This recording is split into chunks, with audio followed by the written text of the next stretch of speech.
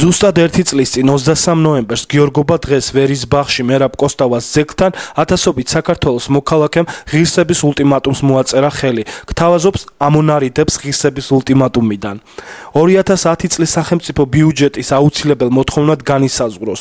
მცირე ბიზნესისა და დასაქმების პროგრამებისთვის საქართველოს ბიუჯეტის 10%-ის გამოყოფა. საზოგადოებრივი ტელევიზია დაუბრუნდეს საზოგადოებას ტელეკომპანია იმედი მის ნამდვილ პატრონეს. ახალი კონსტიტუციის მიღებამდე შეჩერდეს ქვეყნის ბუნებრივ სიმდიდრეებზე ლიცენზიების გაცემა და სტრატეგიული ობიექტების პრივატიზება. გაანალიზდეს ოპოზიციის მონაწილეობით კომერციული ბანკებისა და მოსახლეობას შორის წარმოქმნილი პრობლემები და მოხდეს მათი დარეგულირება სხვადასხვა ქვეყნების გამოცდილების გათვალისწინებით. გამოქვეყნდეს სუკის აგენტების სიები, გამოქვეყნდეს როგორც ქვეყნის, ასევე ქალაქების და რაიონების მიხედვით სახელმწიფო მოხელეებზე გაცემული ხელფასების, პრემიების და სამივლინებო თანხების მოცულობა. გამოქვეყნდეს სახელმწიფო დაწესებულებების შეკეთების, კეთილმოწყობის, სატელეფონო, სატრანსპორტო მომსახურების თანხების მოცულობები უკანასკნელი 5 წლის განმავლობაში. გამოქვეყნდეს 1992 წლიდან მიღებული უცხოური დახმარების ჩამონათვალი და ინფორმაცია მათი ხარჯვის შესახებ. პრეზიდენტმა შეასრულოს მისი წინასაარჩევნო დაპირება პენსიების სტაჟისა და დამსახურების მიხედვის განსაზღვრის თაობაზე. ღირსების ულტიმატუმზე ხელის მოწერიდან მეორე დღესვე წერილი საქართველოს პრეზიდენტს მიხეილ სააკაშვილს გაეგზავნა. პრეზიდენტმა დღემდე არ შეასრულა ღირსების ულტიმატუმის არც ერთი მოთხოვნა. სამაგიეროდ პრეზიდენტი სააკაშვილი ყოველდღიურად გვიმტკიცებს იმას, რომ საქართველოში სიღარიბე აღმოფხრილია. გთავაზობთ სააკაშვილის გამოსვლის რამდენიმე ციტატას. როგორც არასდროს ყოფილა არის ძლიერი საქართველო. საქართველო არასდროს ყოფილა ასეთი წელში გამართული და ძლიერი. მე ვამაყობ იმით, რომ სიღარიბე 6%-მდე დავიდა. სამაგიეროდ სხვას მეტყველებს ქვემოთმოცემული კადრები.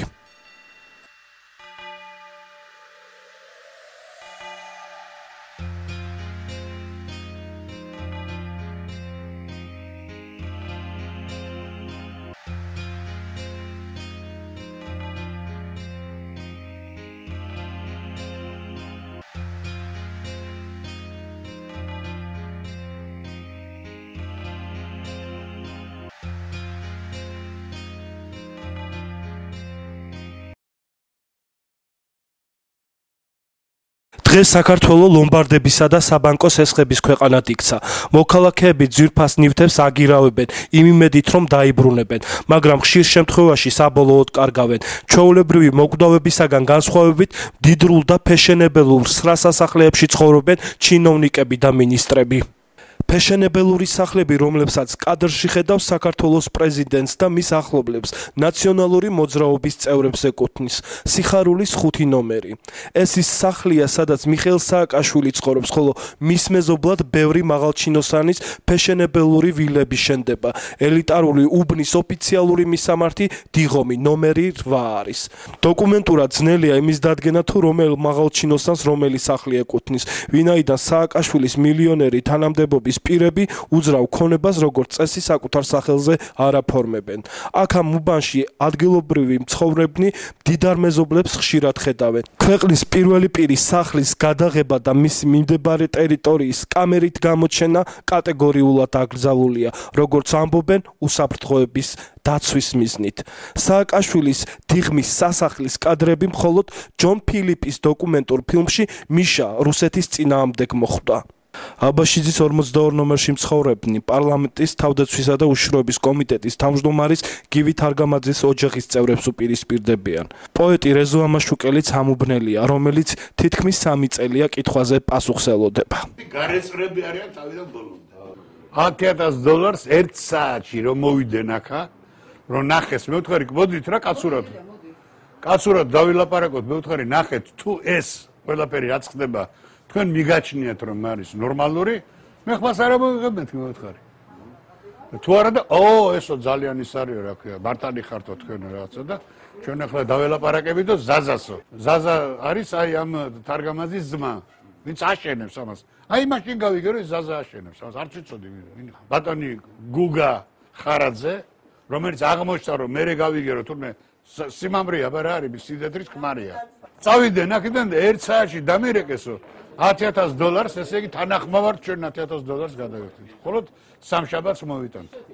ელენე ახვლედიანის 6 ნომერში მდებარე სახლი ვიცე-პრემიერ გიორგი ბარამიძეს ეკუთვნის.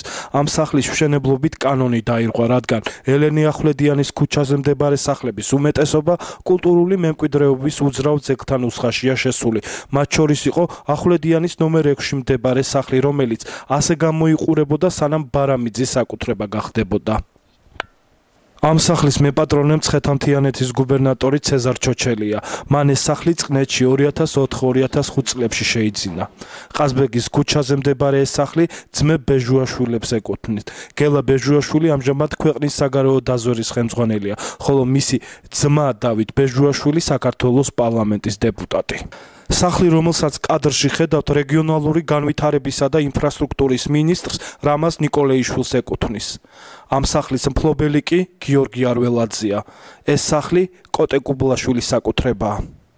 ყაზბეგის ქუჩაზე კიდევ ერთი მაღალჩინოსნის სახლია. 2004 წელს უმრავლესობის ლიდერმა პეტრე ცისკარიშვილმა ეს სახლი თავის სახელზე გაიფორმა, თუმცა როგორც ცნობილია, მას ბიზნესი არასდროს ჰქონია.